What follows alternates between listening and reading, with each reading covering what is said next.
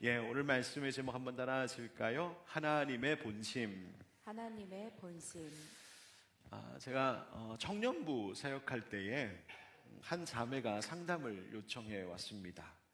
그 자매는 신앙생활 시작한 지 얼마 되지 않았던 자매인데요.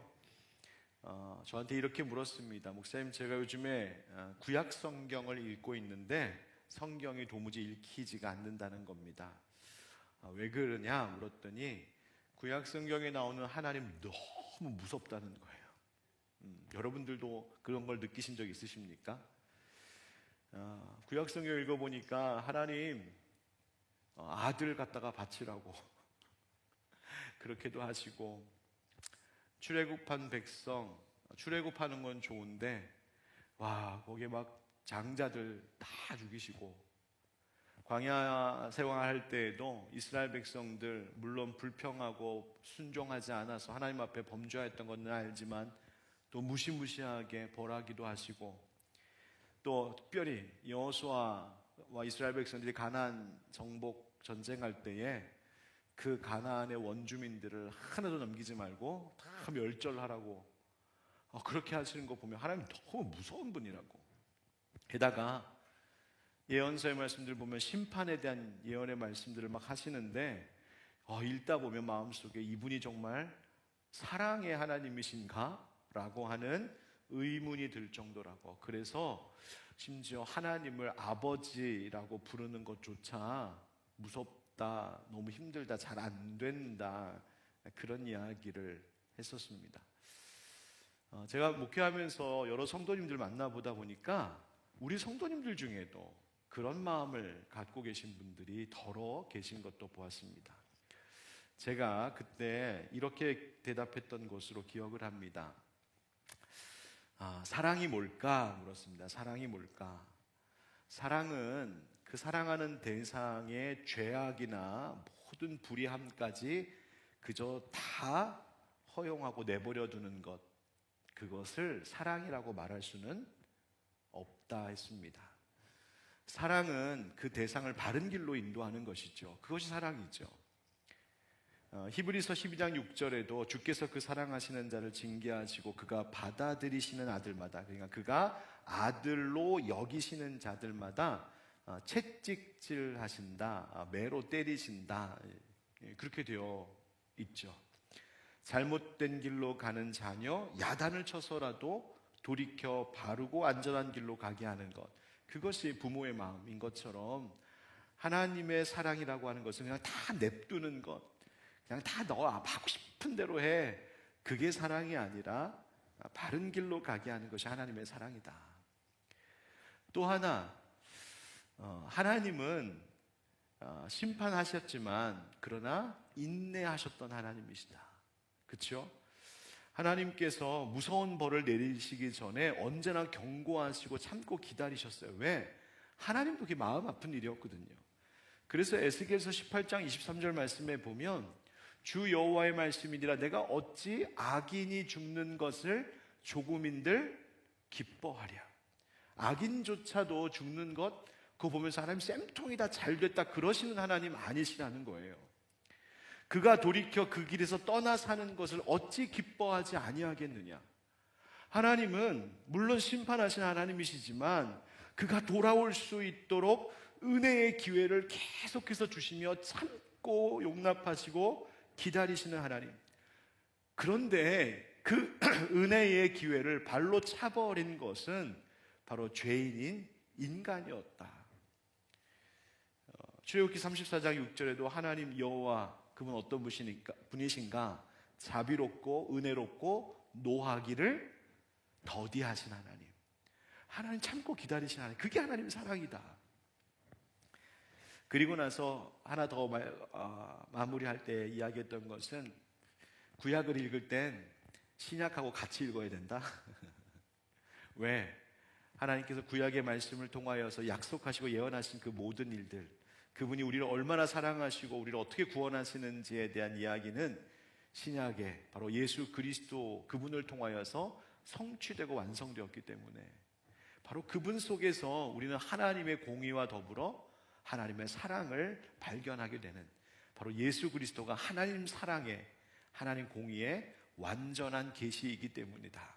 그런 이야기 나눴었습니다. 그 말의 결국 요지는 무엇이냐면 하나님 무섭게 심판하시는 하나님, 때로는 정말 두렵다 싶은 그런 하나님이신데 바로 그 하나님의 본심을 읽을 수 있어야 한다는 겁니다. 하나님의 그 무서운 심판 가운데, 그러나 하나님께서 그 역사 속에서 그 행하심 속에 감추어 두신 그 하나님의 본심을 헤아려야 된다고 이야기했어요. 그 이야기를 쭉 들은 그 자매는 어떻게 됐을까요? 그냥 갸우뚱거리면서 그냥 갔어요. 그 이후에 물론 많이 성장하고 변화되고 성숙한 모습도 이제 보았었는데요. 여러분, 우리에게도 그런 마음이 있어요. 여러분, 우리 하나님은 복 주시는 하나님이시죠.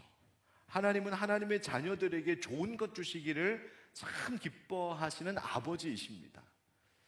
그런데 예언서에 나오는 그런 심판의 말씀들을 계속 읽고 연이어서 계속 읽다 보면 그 자매처럼 하나님 진짜 무서운 분인가 보다, 두렵다, 그런 마음이 계속 일어나기도 합니다.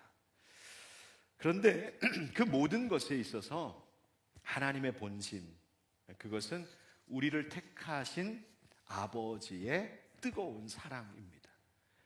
그 심판조차도 결국 하나님의 본심, 하나님의 사랑에서 비롯된 것임을 우리가 헤아려야 된다는 것이죠. 그리고 그 하나님의 본심은 결국 그 모든 일들을 통하여서 우리를 회복시키시고 우리를 다시 세우고자 하시는 것, 그것이 하나님의 진심이라는 겁니다. 꼭 성경에 나오는 심판의 이야기만이 아니라 우리의 현실 가운데 닥쳐오는 여러 가지 시련들 앞에서도 우리는 비슷한 마음을 가질 수 있습니다. 너무 두렵다. 거기서도 하나님의 본심을 봐야 돼요. 여러분, 요번에 눈 엄청 많이 올 때 운전하시는 분들 어떻게 운전하셨어요? 평소처럼 느긋하게 한쪽 팔을 이렇게 올리고 한쪽 핸들 흔들면서 막 음악 들으면서 이러면서 오셨어요? 아니에요.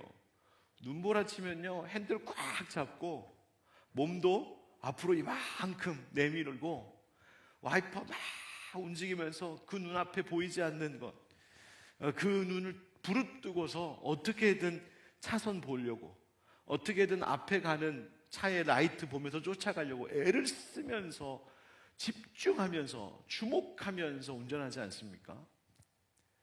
그리고 우리의 신앙생활도 그런 것이죠. 눈보라와 같이 인생의 시련들이 막 내 눈앞을 가릴 때에 막 길이 미끌미끌한 것처럼 내 인생의 행보가 위태위태할 때에 어떻게 해야 될까?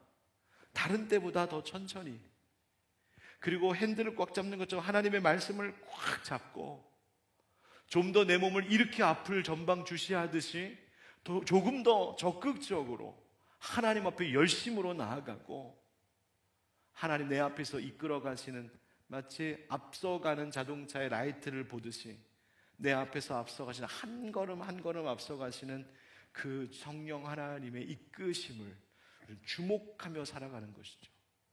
바로 하나님의 마음이 무엇인지, 하나님의 본심이 무엇인지 눈보라 같은 인생의 시련 속에서도 그 하나님을 집중하며 나아가는 것, 여러분, 그것이 믿음입니다. 오늘 본문 스가랴 8장의 말씀이 그걸 말해줘요. 하나님의 본심이 뭔지 우리에게 좀 이야기해 줍니다. 하나님께서 예루살렘 이스라엘 백성들, 여기서 시온으로 표현되고 있는데, 그 하나님의 택하신 백성들을 얼마나 사랑하시는지를 어떻게 표현하시냐면 2절에 이렇게 말씀하세요. 우리 2절 한번 같이 읽어보실까요? 다시 시작. 만군의 여호와가 이같이 말하노라. 내가 시온을 위하여 크게 질투하며 그를 위하여 크게 분노함으로 질투하노라. 아멘. 질투하시는 하나님. 우리말로 번역된 것을 보면 이제 질투라는 단어가 두 번만 보이지만 히브리어 문장을 그대로 직역하여서 보면 질투라는 단어가 3번 반복돼요. 어떻게 문장을 번역해 볼 수 있냐면, 만군의 여호와가 이같이 말한다. 나는 시온을 위해 큰 질투로 질투한다. 나는 시온 예루살렘 내 백성 그들을 향하여서 큰 질투로 질투한다. 그리고 큰 분노로 그를 위해 질투한다. 3번이나 반복됩니다.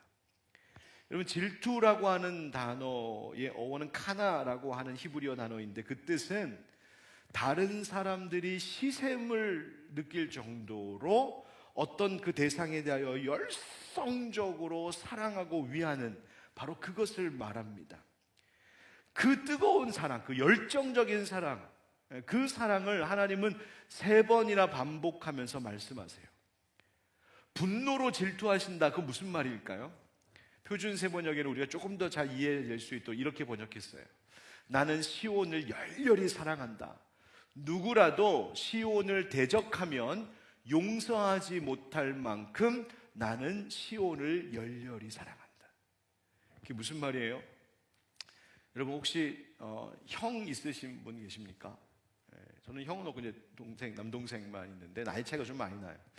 근데 여러분, 이제 그래서 이제 형 있는 친구들이 좀 부러울 때가 있어요. 왜냐하면 이렇게 길에서 싸우다가 이제 자기가 좀 이렇게 불리하면 우리 형아 부른다, 이제 그러죠. 우리 형아 부른다. 그럼 이제 형이 짠 나타나요. 멋지게 나타나서 혼을 내죠. 그리고 뭐라고 합니까? 너 한 번만 내 동생 더 건드리면 얘기하잖아요.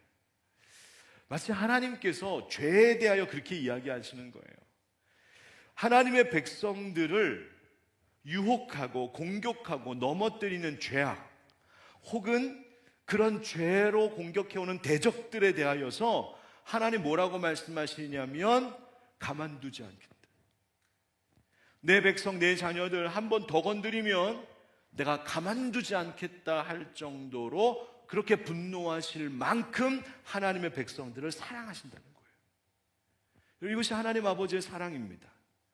당신의 백성, 당신의 자녀들을 지켜 보호하려고 하시는 그 열정, 바로 이 시온을 향한 하나님의 이 질투하시는 사랑이 결국 우리를 향한 하나님 아버지의 사랑인 것이죠. 이것이 바로 우리를 향한 하나님의 본심인 것이죠. 세상에 눈보라치는 것처럼 인생이 너무나 고달프고 힘들고 어려워도, 너무나 나를 마음 아프게 하는 일들, 나를 지치게 하는 일들이 늘 내 눈앞에 있어도 내 자녀들을 향한 그 뜨거운 사랑으로 내가 질투하는 하나님이다라고 말씀하시는 하나님의 우리를 향한 본심만큼은 변하지 않고 있다는 사실을 여러분 기억하셔야 합니다. 여러분, 우리는 살면서 얼마나 이 사랑을 주목하며 살고 있을까요?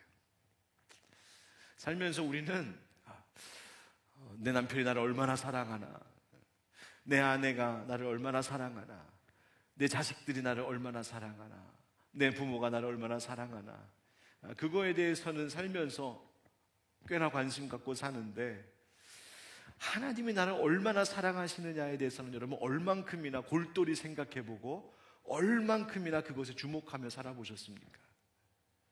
혹시 하나님은 나를 이렇게 질투하시도록 사랑하시는데, 혹시 하나님 우리를 향해 짝사랑만 하시게 그렇게 하나님에 대하여 우리가 관심이 없는 것은 아닌지.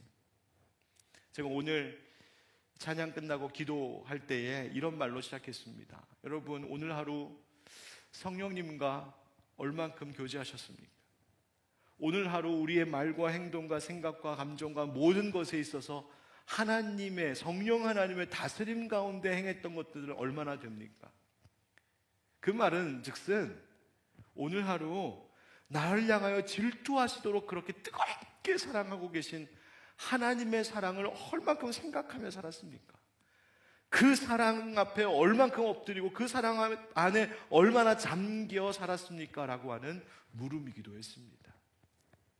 사랑하는 성도 여러분, 삶의 어떤 어려움과 힘든 싸움 속에서도 우리를 향하여 그토록 뜨겁게 사랑하시는, 사단 마귀를 향하여서 내 딸, 내 아들 건드리면 내가 가만히 안 있어 하실 정도로 그 분노로 질투하도록 사랑하시는 그 하나님의 사랑에 늘 잠기어 살아갈 수 있는 은혜가 있기를 예수님의 이름으로 축원드립니다. 그 하나님의 본심, 그렇게 나를 사랑하신 하나님의 본심을 좀 주목해야 되는데 그 본심이 뭘까? 한번 따라합시다. 하나님의 본심은 우리가 회복되는 것입니다. 하나님의 본심은 우리가 회복되는 것입니다. 오늘 본문의 3절 말씀에 보면 여호와가 이같이 말하노라 내가 시온에 돌아와 예루살렘 가운데 거하리니 예루살렘은 진리의 성읍이라 일컫겠고 만군의 여호와의 산은 그 시온산 성산이라 일컫게 되리라. 하나님이 예루살렘과 이스라엘 백성을 회복시키시겠다는 말이죠. 근데 그 회복의 모습이 어떠한가 봤더니 4절 5절에 만군의 여호와가 이같이 말하노라 예루살렘 길거리에 늙은 남자들과 늙은 여자들이 다시 앉을 것이라. 다 나이가 많으므로 저마다 손에 지팡이를 잡을 것이요. 예루살렘이 고령화 사회가 되었나? 여러분 그런 말일까요? 여러분 연세가 많이 드신 분들이 사신다는 것은 그 사회가 장수하는 사람들이 많다는 이야기. 가난과 기근과 질병 때문에 일찍 목숨이 끊어지는 것이 아니라 하나님께서 많은 이들이 오랫동안 평안 가운데 살 수 있게 하신다. 5절에 그 성읍거리에 소년과 소녀들이 가득하여 거기에서 뛰놀리라. 어르신들 노인들만 가득한 것뿐만이 아니라 그 거리에 소년 소녀 어린아이들이 막 나와서 뛰어놀 만큼 그렇게 소망이 있고 기쁨이 있고 활기차고 생명력 있는 그런 거리로 그런 성읍으로 하나님이 예루살렘을 회복시키시겠다는 말씀이에요. 그런데 여기에 보니까 이 노인과 아이들이 다 나와 앉아있고 뛰어놀 거리, 그 성읍 거리에라고 하는 말이 나와요. 거리. 도대체 그 거리가 어떤 거리인가?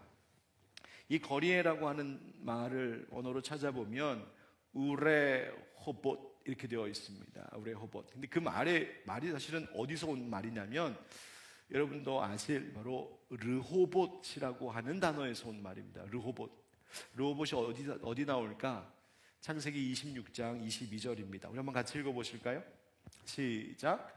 이삭이 거기서 옮겨 다른 우물을 팠더니 그들이 다투지 아니하였으므로 그 이름을 르호봇이라 하여 이르되 이제는 여호와께서 우리를 위하여 넓게 하셨으니 이 땅에서 우리가 번성하리로다 하였더라. 아멘. 이삭이 그랄 땅에 거주할 때 그 종들, 그 목자들 사이에서 다툼이 일어나죠. 우물 때문이었습니다. 앞에 두 차례의 다툼 이후에 한 번 다투어서 옮겨오죠. 그래서 옮겨왔을 때에 그 두고 온 우물을 에색이라고 했어요. 에색. 그 다음 다툼이라는 거예요. 다툼. 그 다음 두 번째도 우물 잘 팠는데 또 싸움을 걸어오죠. 다툼을 걸어오죠. 시비를 거는 거예요. 그래서 다투고는 목자들 때문에 다투고는 또 옮겨옵니다. 그건 신나라고 했어요. 대적이라는 뜻이에요. 그러니까 우물을 파면 종들끼리 시비를 걸어오고 다툼이 일어나고 또 다시 옮기고 그러다가 세 번째 우물에 왔는데 성경에 보니까 그때는 다툼이 일지 않았다 이렇게 되어 있습니다. 다시 말하면 시비를 그 동네 사람들이 시비를 걸어오지 않았다는 거예요. 다투어서 떠나오고 다투어서 떠나왔는데 세 번째에는 다툼이 없고 시비를 걸어오지 않는 그래서 거기서 계속 정착할 수 있었던 그 상황을 보고 이삭이 이번에는 운이 좋네. 우리가 제대로 찾아왔네. 그렇게 말하지 않았어요. 우리가 이제는 좀 겁나나 보다. 우리한테 시비 걸어오지 않는다. 우리가 무섭나 보다. 그렇게 말하지 않았어요. 방금 읽었었던 그 창세기의 말씀에 보니까 이제는 여호와께서 우리를 위하여 어떻게 하셨다? 넓게 하셨으니 이 땅에서 우리가 번성하리로다. 하나님께서 이토록 여기까지 옮겨오도록 섭리하신 이유가 있었구나. 우리를 위하여 살 땅을 넓히시고자 함이었어. 하나님이 우리를 넓은 곳으로 가서 번성하게 하시려고 이와 같이 우리를 여기까지 옮겨오게 하셨구나 그는 그 시련, 그 불화와 어려움 상황 속에서 옮겨와야 하는 그 여러 어려움 속에서도 하나님의 본심이 무엇인지를 읽어냈어요. 그래서 그곳의 이름을 르호봇이라고 했다. 그 르호봇이라고 하는 이름의 뜻은 넓음, 번성, 이런 의미죠. 그러니까 이삭은 그 몇 차례의 우물로 인한 다툼과 또 옮겨와야만 하는 억울함 속에서도 마침내 하나님께서 자신의 인생 가운데 하고자 하신 일이 무엇인지 그 하나님의 본심을 알고 르호봇이라고 고백했다는 거예요. 하나님의 마음을 알았다는 거죠. 하나님, 우리를 넓게 하시려고, 넓은 곳에 살게 하시려고, 우리를 번성하게 하시려고 여기까지 오게 하셨구나. 하나님께서, 앞서 다시 스가랴 말씀을 돌아가면 하나님께서 예루살렘을 그와 같이 회복시키신다는 거예요. 그러니까 르호봇과 같이 하나님이 넓게 하시고 이제는 번성하게 하시고 이제는 잘 되게 하시려고 하는 그 의미가 있는 그 말을 그대로 써서 르호봇의 그 길가에 노인들도 아이들도 나와서 평안과 기쁨 가운데 살아갈 수 있도록 하나님 회복시키신다는 말이에요. 하나님께서 예루살렘을 회복시키실 때 그 회복은 사람의 눈으로 보면 아니 도무지 어떻게 이런 형편 가운데서 회복이 될 수 있겠어? 지금 예루살렘의 상황이 이 지경인데 어떻게 이와 같은 회복이 있을 수 있겠어? 라고 기이하게 여기겠지만 하나님 눈에는 이 모든 회복이 당연한 것처럼 보인다라고 말씀하세요. 7절, 6절 말씀이에요. 왜? 하나님은 얼마든지 우리를 그렇게 회복시키셔서 넓게 하시고 번성하게 하실 수 있는 능력의 하나님이시기 때문입니다. 사람이 볼 때는 도저히 불가능할 것 같은 회복, 사람이 눈에는 기이할 정도로 보이는 회복이 하나님께는 너무나 간단한 일처럼 되는 일이라고 말씀하시는 거예요. 여러분, 이제 트럼프가 미국의 대통령 다시 되면서 그 옆에 딱 붙어갖고 지금 막 대통령 위에 대통령처럼 하고 있는 그 회장님 한 분 계시죠? 네, 일론 머스크라고. 테슬라의 일론 머스크. 그 일론 머스크가 자기 회사 임원들 또 부하 직원들에게 경영에 대해서 이야기할 때마다 강조하고 있는 것 하나가 있는데 그게 뭐냐면 희망을 갖지 말라는 거예요. 좀 의외죠. 우리 분들이 희망을 가지십시오 뭐 이래야 되잖아요. CEO가. 근데 경영에 있어서는 희망을 가지면 안 됩니다 그래요. 이유가 뭔지 아십니까? 그 뜬구름 같은 막연한 희망 때문에 정말 봐야 할 것을 보지 못하고 문제를 문제로 인식하지 못하고 그러다 보니 그 희망을 가지게 되면 막연한 대책도 없는 막연한 기대감 때문에 발전도 없고 변화도 없다는 거예요. 그래서 회사를 경영할 때에는 현실을 봐야 됩니다. 지금 얼마나 어려운지 봐라. 최악의 경우를 염두해야 된다. 그런 의미에서 희망을 갖지 말라 이렇게 얘기한대요. 경영이라고 하는 그 렌즈로 바라보면 납득이 되는 말이죠. 때로는 우리가 이 현실을 살아갈 때에 그런 냉철함이나 현실을 직시하는 눈이 필요하기도 합니다. 그러나 우리가 말하는 그 회복에 대한 소망은 일론 머스크가 이야기하는 희망과는 근거가 다른 것입니다. 우리의 형편과 실력을 보면 예루살렘 백성들이 지금 회파되어 있는 예루살렘 성읍을 봤을 때에 느꼈던 것처럼 우리 자신의 지금의 모습을 보면 맞아요. 희망을 가질 수 없어요. 막연한 희망이 오히려 우리를 희망 고문하는 것 될 수 있어요. 그러나 성경이 우리에게 소망을 가지십시오 라고 계속해서 이야기하는 것은 우리의 실력과 우리의 상황이 괜찮아질 것 같아서가 절대로 아니라 눈보라치는 것과 같은 인생의 시련 속에서도 내 삶 속에 우리의 가정 가운데 우리의 교회의 형편 속에 마침내는 내가 회복시키겠다.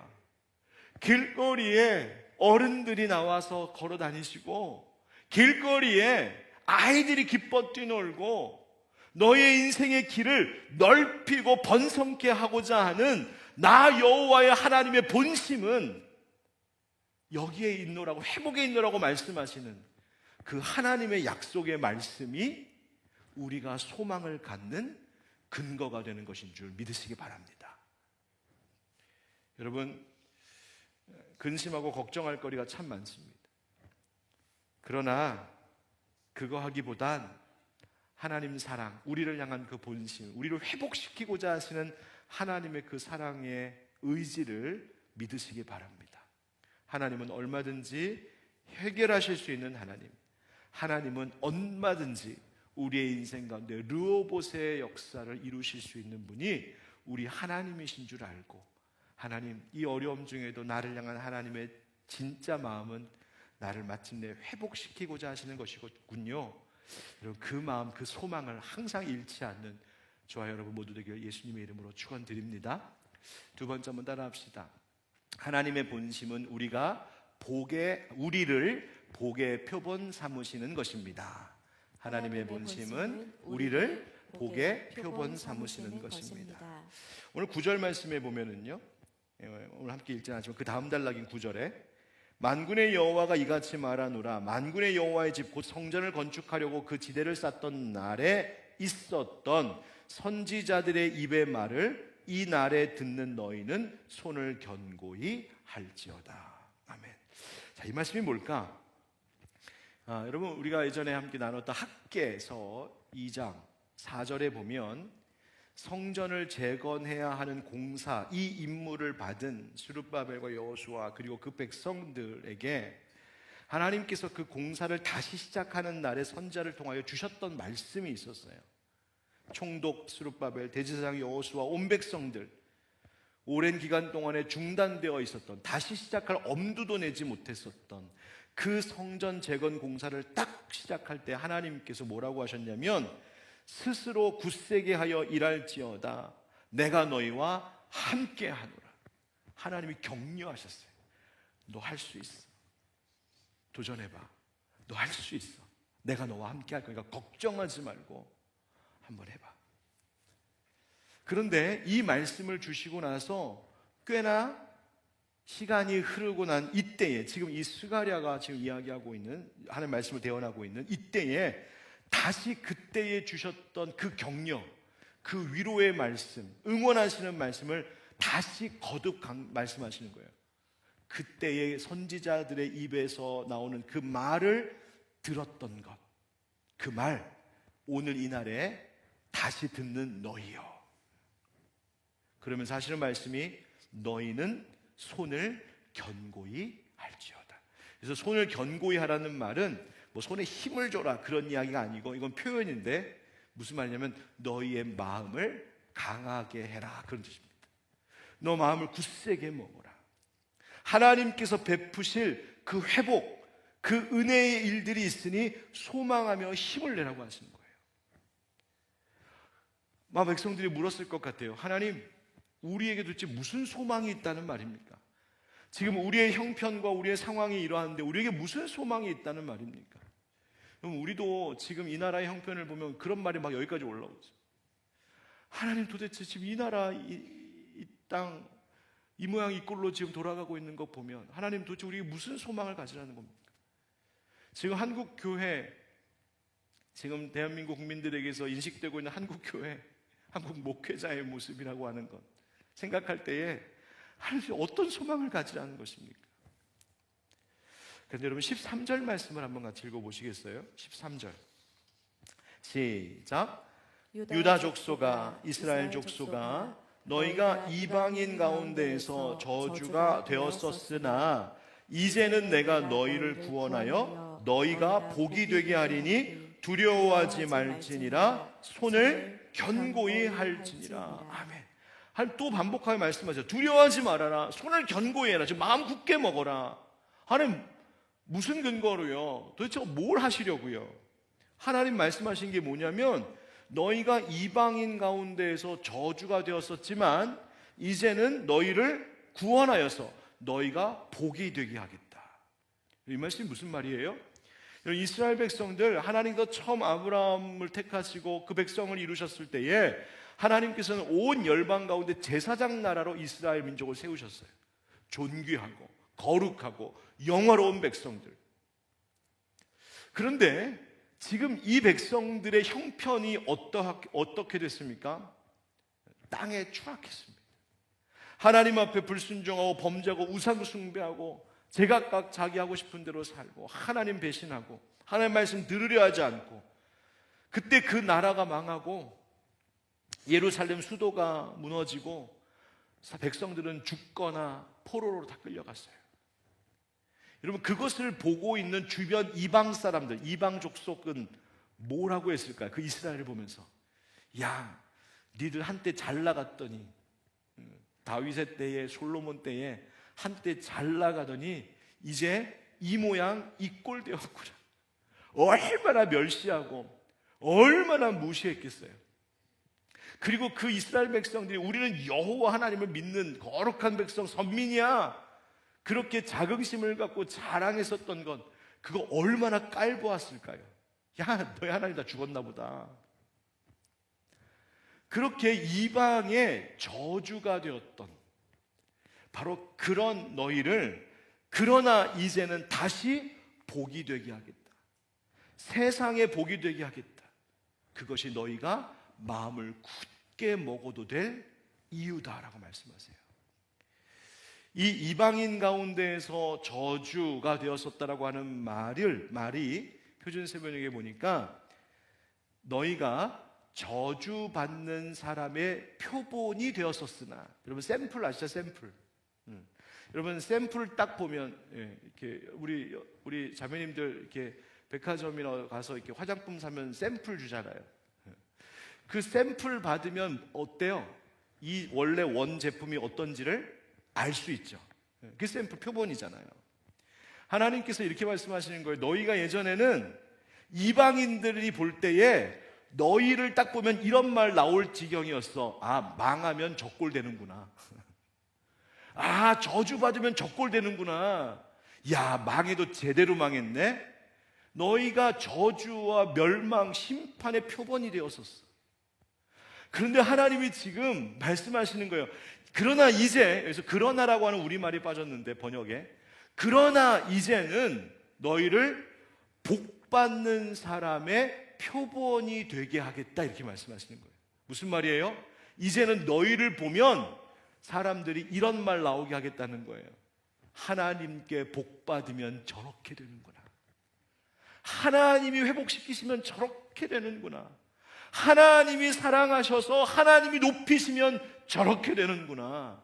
너희를 보면 복이 어떤 건지를 알 수 있도록 너희를 복의 샘플 되게 하겠다. 이것이 하나님이 이스라엘 백성들에게 하신 약속이었어요. 그리고 그것이 그들이 그 마음을 굳게 해야 할 이유였다는 것이죠.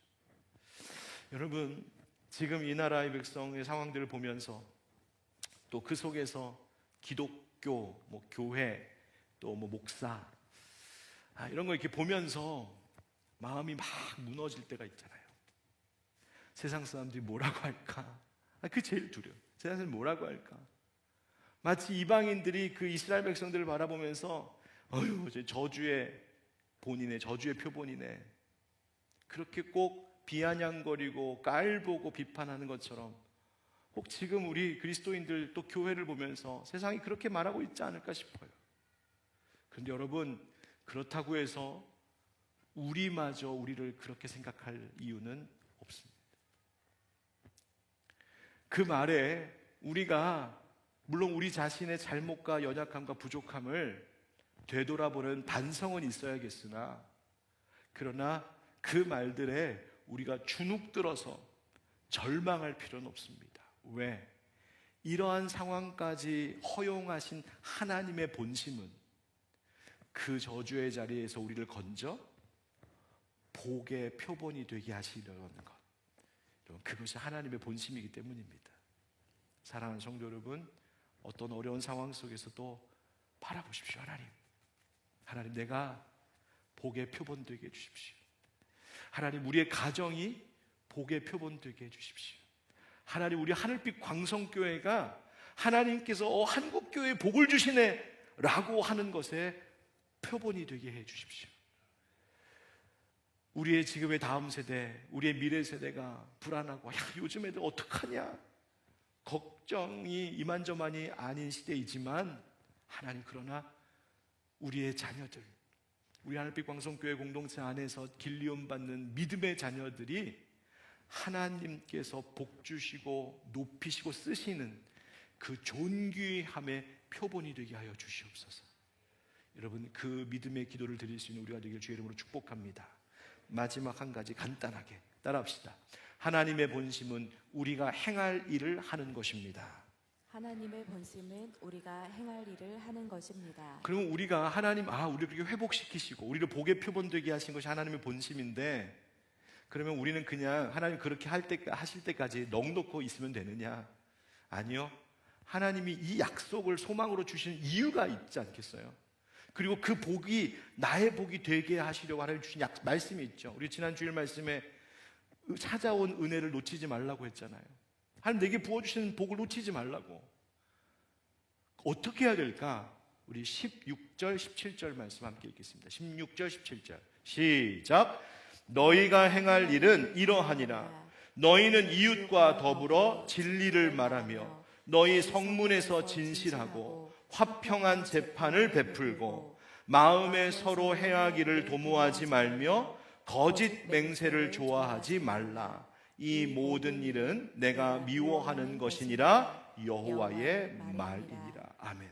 하나님 뭐라고 말씀하시는 거냐면, 내가 미워하는 짓 하지 마. 내가 싫어하는 것 하지 마.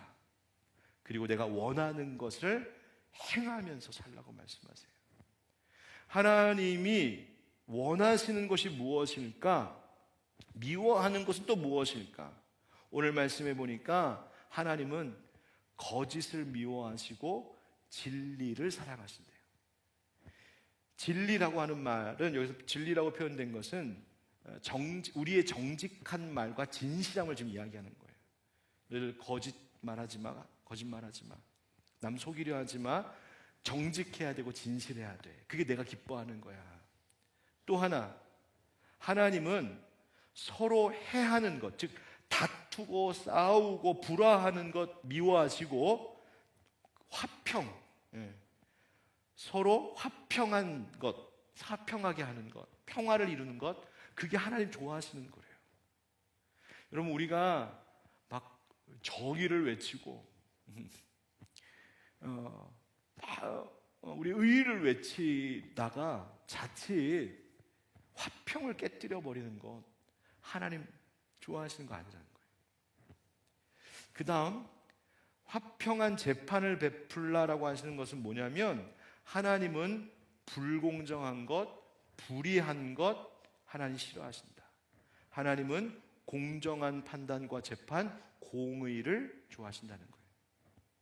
또 하나님 거짓 맹세를 좋아하지 말라 하셨죠. 마찬가지로 거짓하는 거 싫어하신다. 하나님에 대하여서 또 거짓말하는 거 싫어하신다. 정직한 거 좋아하신다. 그래서 16절 앞에 너희가 행할 일은 이러하니라, 행할 일 해라 말씀하시는 거예요.